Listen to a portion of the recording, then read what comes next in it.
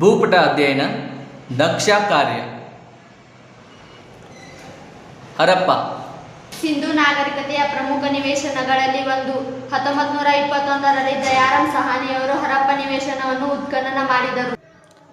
ತಕ್ಷಶಿಲಾ ತಕ್ಷಶಿಲಾ ಗಾಂಧಾರ ಪ್ರಾಂತ್ಯದ ರಾಜಧಾನಿಯಾಗಿತ್ತು.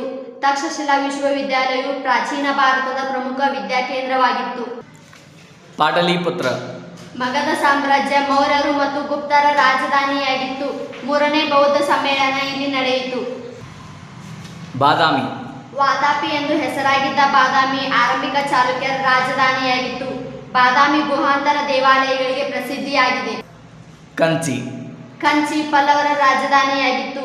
ಶೈವ ಮತ್ತು ವೈಷ್ಣವ ದೇವಾಲಯಗಳಿಗೆ ಪ್ರಸಿದ್ಧಿ. ಕಾಮಾಕ್ಷಿ ದೇವಾಲಯವಿದೆ.